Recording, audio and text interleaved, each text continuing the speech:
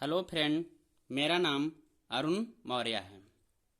आज मैं आप लोगों को जीव विज्ञान पढ़ाने जा रहा हूँ, जो कक्षा 12 का चैप्टर नंबर 4।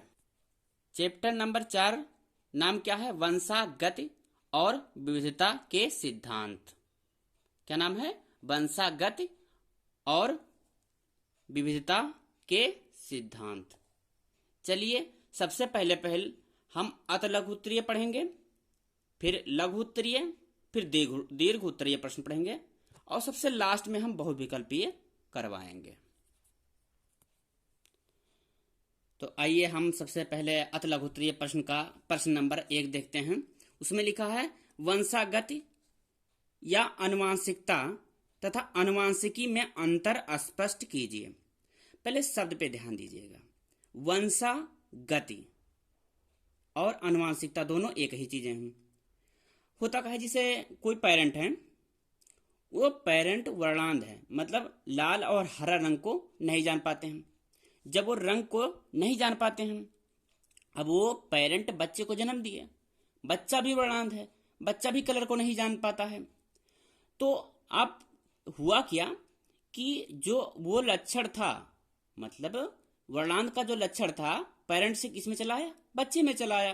तो हम कहेंगे कि वह आनुवंशिक लक्षण जो माता पिता से बच्चे में आते हैं, उसको हम क्या कहते हैं? आनुवंशिकता या वंशागति कहते हैं। अच्छा बात है, वंशागति क्यों कहते हैं? क्योंकि आप ये देखिए, ये गतिज है, एक पीढ़ी से दूसरी पीढ़ी में आ रहा है, इसलिए इसको बोलते हैं वंशागति, या इसको हम बोलते हैं आनुवंशिकता कहते हैं। ठीक है। अच्छा चलिए प्रश्न नंबर 2 पे चलते हैं। लिखा है कि वंशागति के क्रोमोसोमवाद को किसने प्रस्तावित किया? तो वंशागति, क्रोमोसोमवाद, एक चीज ध्यान दीजिएगा। सबसे पहले वंशागत पे काम करने वाले थे, वो थे मेंडल। कौन थे? मेंडल। लेकिन मेंडल नामक वैज्ञानिक ने मटर के पौधे पर जब अध्ययन किए तो इन्होंने बताया कि कुछ कारक होते हैं। क्या होते हैं? कारक होते हैं जो लक्षण को एक पीढ़ी से दूसरी पीढ़ी में लेके जाते हैं, एक पीढ़ी से दूसरी पीढ़ी में लेके जाते हैं। लेकिन वो कारक तो बताएं, लेकिन कारक क्या था ये नहीं बता पाए। तो एक वैज्ञानिक है सटन और बाबेरी। कौन वैज्ञानिक आए? सटन और बाबेरी।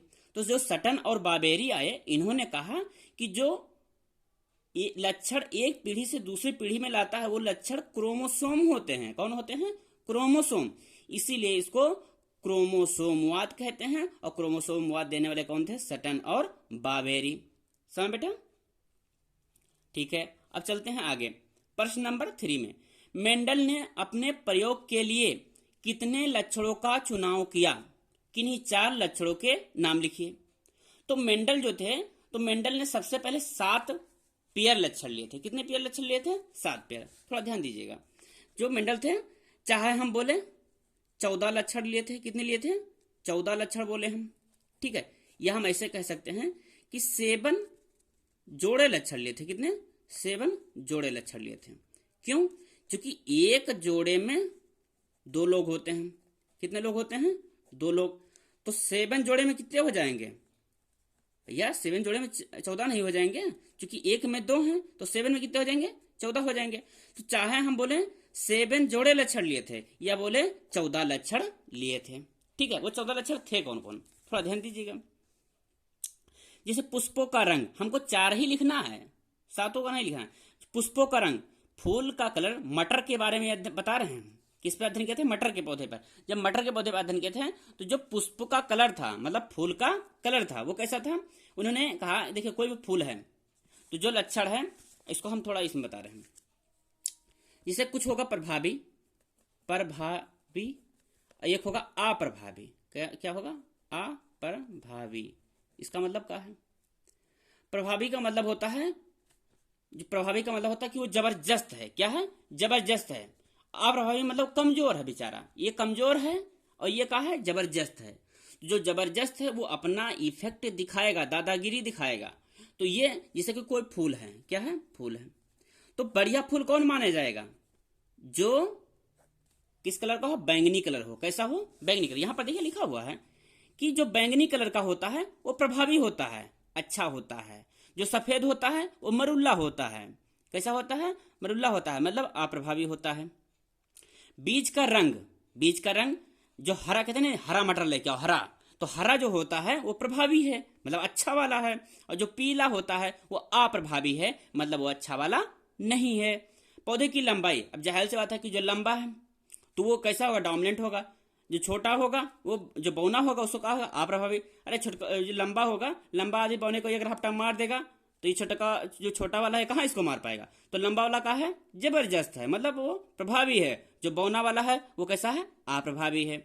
बीज का आकार, तो बीज का, जो मटर का बीज कैसा होता है? गोल होता है। कैसा होता है? गोल होता है। तो जो गोल है वो कैसा है? प्रभावी है। और झुर्रीदार, झुर्रीदार मतलब ये चीज होता है वो कहीं कहीं पर देखिएगा जो मटर होता है वो सिकुड़ा हुआ होता है। कैसा होता है? सिकुड़ा होता है। वो जो सिकुड़ा होता है वो सही नहीं है। जो यहाँ गोल है वो कैसे है? आपका बढ़िया मटर है। ठीक। अब प्रश्न नंबर 4 पे चलते हैं। लिखा है कि संकर पूर्वज संकरण क्या है? इसको अंग्रेजी में कहते हैं बैक क्रॉस, तथा परीक्षण संकरण यानी टेस्ट क्रॉस में अंतर लिखिए। इस अंतर को थोड़ा हम, ये विद्या की भाषा ना बता करके हम थोड़ा अपनी भाषा बता रहे हैं। क्या चीज बता रहे हैं? अपनी भाषा में। इसको थोड़ा देखिएगा। अच्छा, तो हम इसमें क्या कर रहे हैं? एक तरफ लिख रहे हैं बैक क्रॉस। क्या लिख रहे हैं? Back cross. समझ बैठे? और एक तरफ क्या लिख रहे हैं? Test cross. Test cross. अब इसको थोड़ा देखिएगा, समझा रहे हैं। जो बैक क्रॉस है, ठीक है, बैक क्रॉस, तो इसमें होता क्या है? जैसे हम कोई जनक लिए, यानी पेरेंट ले लिए, कोई जनक ले लिए, माता पिता। तो माता क्या है? X X chromosome. पिता क्या है? X Y chromosome. तो जब इनका क्रॉस कराएंगे तो बच्चा क्या बनेगा? X X. अब इनका जब इससे कराएंगे तो क्या बनेगा? X Y. ये बनेगी लड़की। क्या होगी? लड़की। ये क्या होगा? लड़का। ये क्या होगा? लड़का। इसका कराओगे एक्स एक्स, क्या चीज बन गई? लड़की। और ये क्या हुआ? एक्स वाई, फिर क्या बन गया? ये लड़की है। ये क्या बन गया? लड़का। ठीक, थोड़ा ध्यान दीजिएगा। अब इसका क्रॉस कराना हो, क्रॉस मतलब इसको देहाती भाषा में ऐसे समझ लीजिए कि शादी कराना है। जब ये इसका क्रॉस उसी के जनक से करा दिया जाए, जब जो ये F1 पीढ़ी, कैसा है? F1 पीढ़ी। F1 पीढ़ी में बच्चे बने, F1 पीढ़ी में बने बच्चों का क्रॉस उसके जनक से कराने की घटना को हम बैक क्रॉस कहते हैं। क्योंकि हम बैक में चले गए, पीछे चले गए, तो इसको हम बैक क्रॉस कहते हैं। ठीक है, समझ बेटा? टेस्ट क्रॉस का क्या चीज होता है? जिसे हम मान के कोई जनक है, क्या है? जनक है, सेम इसी के जैसा, एक्स एक्स, फिर क्या है? X Y. समझ बेटा? तो जब एक्स एक्स मिला तो क्या बना? लड़की। क्या है? लड़की। फिर एक्स वाई मिले, क्या बना? सॉरी, एक्स वाई क्या बना? लड़का। क्या चीज बने? लड़का। ठीक, इसी प्रकार से ये भी बनेंगे एक्स एक्स। ठीक, इधर क्या हो जाएगा? X Y. अब बताओ ये क्या है? लड़की। ये क्या है? लड़का। ये क्या है? लड़का। ये क्या है? लड़का। समझ बेटा? अब थोड़ा ध्यान दीजिएगा। अच्छा, अब जब टेस्ट क्रॉस की बात आती है तो टेस्ट क्रॉस में यह होता है कि जो जनक है, तो एक कोई भी परिवार होता है उसमें कि तो मेल डोमिनेंट होती है, मेल प्रभावी होती है, या फीमेल प्रभावी होती है। लेकिन अगर दोनों लोग प्रभावी हुए तो समझ लो परिवार का बंटाधार है। रोज झगड़ा लड़ाई, रोज झगड़ा लड़ाई। वो कहेंगे हम तुम्हारी बात काहे माने, वो कहेंगे हम तुम्हारी बात क्यों माने। ठीक है, तो एक का हो प्रभावी हो, एक का हो प्रभावी हो, और एक का हो अप्रभावी, एक का हो अप्रभावी। ठीक है, तो जब पेरेंट का क्रॉस, किसका? कोई मतलब जैसे कि जो F1 पीढ़ी में बच्चा बना है, जब बच्चे का क्रॉस उसके जनक से कराएं, लेकिन कौन? अप्रभावी जनक से। जिसे मान लो ये है, इसका क्रॉस हम अप्रभावी से करा दें। किससे करा दें? इससे। तो जब हम जो F1 पीढ़ी में बच्चा बना है उसका क्रॉस हम किससे करा रहे हैं? अप्रभावी जनक से करा रहे हैं, अप्रभावी जनक से करा रहे हैं, तो उसको हम टेस्ट क्रॉस कहते हैं। नहीं समझ बेटा, दोबारा समझाएं, ध्यान दीजिएगा। बैक क्रॉस क्या होता है कि जो दो पेरेंट से बने बच्चे हैं, दो पेरेंट से बने बच्चे का क्रॉस जब पेरेंट से कराते हैं, लेकिन इस जो बैक क्रॉस होता है इसमें जनक को हम प्रभावी अप्रभावी नहीं लिए हैं। इसमें सिर्फ इतना बोला गया है कि जब जो बच्चे बन रहे हैं, F1 पीढ़ी में जो बच्चे बन रहे हैं, इनका क्रॉस जब हम जनक से करते हैं तो उसको हम बैक क्रॉस कहते हैं। लेकिन जो टेस्ट क्रॉस तो इसमें F1 पीढ़ी में जो बने बच्चे हैं, जनक से जो बच्चे बने हैं, मेल फीमेल से जो बच्चे बने हैं, इस F1 पीढ़ी के बच्चे को अप्रभावी, किससे? अप्रभावी जनक से कराएंगे तो उसको हम टेस्ट क्रॉस कहते हैं। प्रभावी से नहीं कराएंगे, किससे कराएंगे? अप्रभावी जनक से। जब हम F1 पीढ़ी में बने बच्चे का क्रॉस अप्रभावी जनक से करते हैं तो उसको हम टेस्ट क्रॉस कहते हैं। ठीक है। अच्छा, अब इसमें एक प्रश्न है, वो प्रश्न है, चलिए हम बता रहे हैं कि अन्योन्यता पर संकरण या रेसिप्रोकल क्या है, इसे एक उदाहरण सहित समझाइए। देखिए, इसको हम थोड़ा अपने भाषा में समझा रहे हैं। रेसिप्रोकल होता क्या है? रेसिप्रोकल का मतलब होता है कि जब एक लक्षण का क्रॉस दो बार किया जाता है मेल और फीमेल में, तो उसको हम रेसिप्रोकल कहते हैं। नहीं समझ बेटा? यानी एक लक्षण का क्रॉस, किसका? एक लक्षण का क्रॉस, जब एक लक्षण का क्रॉस दो बार किया जाता है मेल और फीमेल में, तो उसको हम रेसिप्रोकल कहते हैं। इसमें बहुत बकलोली बना दिए हैं, उसको हम सही भाषा में, आपको सिंपल भाषा में याद कराने का प्रयास करते हैं। चलिए देखते हैं रेसिप्रोकल है क्या। क्या है रेसिप्रोकल? रेसिप्रोकल, अब थोड़ा ध्यान दीजिएगा। मान के चलते हैं ये क्या है? मेल, सॉरी, हाँ ये क्या है? मेल, ये क्या है? फीमेल। ठीक, अब हम कि तो मान लो कोई लंबा पौधा ले लिया, क्या ले लिया? लंबा ले लिया, सॉरी, कोई उसका हम लंबाई के लिए लंबा ले लिया। अब जो पौधा है, एक उसका मेल पार्ट है, एक फीमेल पार्ट है। तो जब लंबे वाले लक्षण, कोई एक लक्षण लेंगे, लंबे वाले लक्षण का क्रॉस हम किससे करा रहे हैं?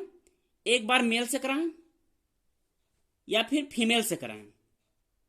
ठीक है, या फिर हम बौना वाला लक्षण ले लें। कौन ले लें? बौना वाला। तो बौना वाला लक्षण लेकर के मेल से कराते हैं, फिर फीमेल से कराते हैं, तो इसको हम रेसिप्रोकल कहते हैं। मतलब एक लक्षण का लिखना हो तो आप लिख सकते हो, ऐसे लिख लीजिएगा। जब एक लक्षण का क्रॉस दो बार किया जाता है मेल और फीमेल में, तो फीमेल के साथ लीजिए, मेल और फीमेल के साथ, तो उसको रेसिप्रोकल कहते हैं। ठीक है, कोई दिक्कत तो नहीं है।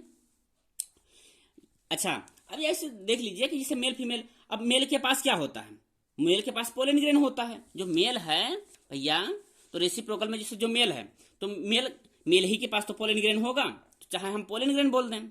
स्टिग्मा किसके पास होगा? फीमेल के पास हो, तो हम बोल सकते हैं कि जब लंबा पौधा लेते हैं तो हम पोलन ग्रेन से कराएं, या एक बार हम कराते हैं किससे? स्टिग्मा से कराते हैं। या हम ऐसे बोल सकते हैं कि अब मेल है तो उसके पास पोलन ग्रेन है, तो मतलब परागकण है, तो हम बोले परागकण, या स्पर्म बोल सकते हैं। ये है फीमेल है तो उसके पास ओवा बनेगा या अंडा बनेगा, तो हम बोल सकते हैं अंडा से कराएं। तो वही चीजें हैं कि जब एक लक्षण ले, चाहे लंबा ले चाहे बौना, कोई भी एक लक्षण का क्रॉस दो बार करते हैं मेल फीमेल के साथ में, तो उसको हम रेसिप्रोकल कहते हैं। ठीक है, कोई दिक्कत तो नहीं है। अच्छा ठीक है, अब थोड़ा ध्यान दीजिएगा। लिखा है कि अपूर्ण प्रभावी तथा सह प्रभावी में जीन रूपों एवं दृश्य रूपों का अनुपात बताइए। इसको थोड़ा ध्यान दीजिएगा। अपूर्ण प्रभावी और सह प्रभावी। अपूर्ण प्रभावी का मतलब होता है अपूर्ण मतलब पूर्ण नहीं है, अपूर्ण है, मतलब वो अभी पूर्ण रूप से अपने आप को वो स्थापित नहीं कर पाया है। ठीक है। अच्छा, सह प्रभावी, सह मतलब होता है साथ, देखो यहाँ सह प्रभावी नहीं, सॉरी, हाँ सही, ठीक है। अपूर्ण प्रभाविता, अपूर्ण मतलब पूर्ण रूप से वो प्रभावी नहीं है, और सह प्रभाविता मतलब है सह मतलब क्या होता है? साथ। सह मतलब क्या होता है? साथ। थोड़ा ध्यान दीजिएगा। अपूर्ण मतलब वो पूर्ण रूप से नहीं है, मतलब आंशिक रूप से है। कैसे हैं? आंशिक रूप से, यह समझ लीजिए कि ना ही है। ठीक है, अपूर्ण प्रभाविता, प्रभाविता, समझ बेटा? ये कहा सह प्रभाविता, इसको हम समझा रहे हैं अभी, प्रभाविता। अब इसको थोड़ा ध्यान दीजिएगा। हम ले लिए कोई पौधा लंबा है, इसे कोई पौधा का है? लंबा है। अंग्रेजी में क्या कहते हैं? टाल। क्या कहते हैं? टाल। तो टाल के लिए हम कैपिटल टी ले लिया। ठीक है। अब कोई बौना है, कैसा है? बौना है, तो उसके लिए लिए हम स्मॉल टी, हम पढ़ने के लिए केवल ले लिया। अब हम क्या करते हैं, यहां पर एक ऐसे बोर्ड बनाते हैं इसको समझाने के लिए आपको। इधर कैपिटल टी, कैपिटल टी, ठीक है, सॉरी,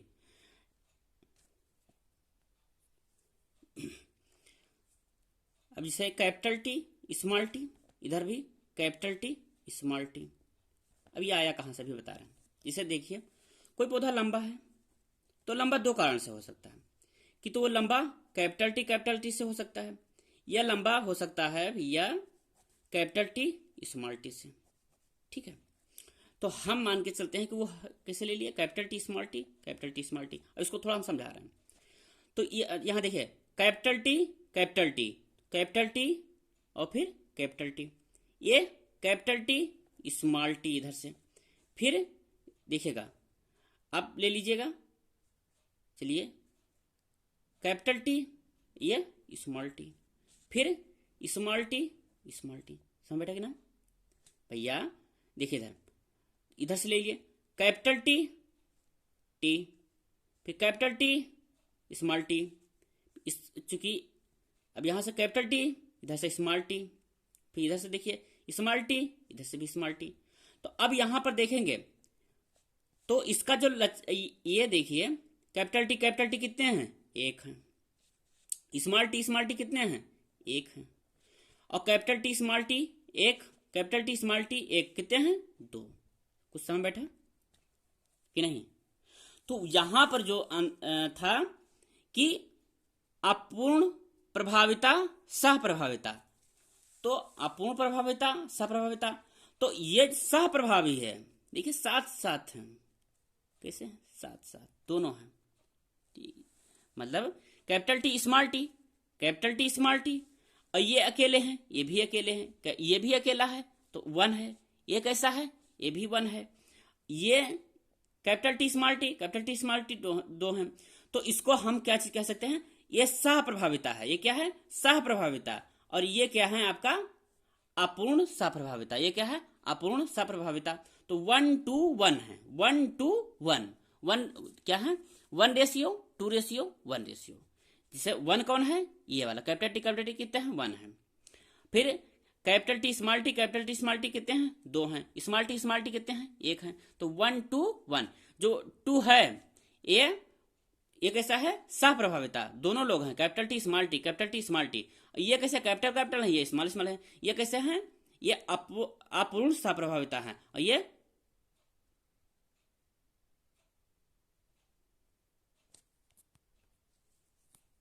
ठीक है।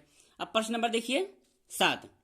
प्रश्न नंबर 7 क्या है कि विभिन्नता से आप क्या समझते हैं?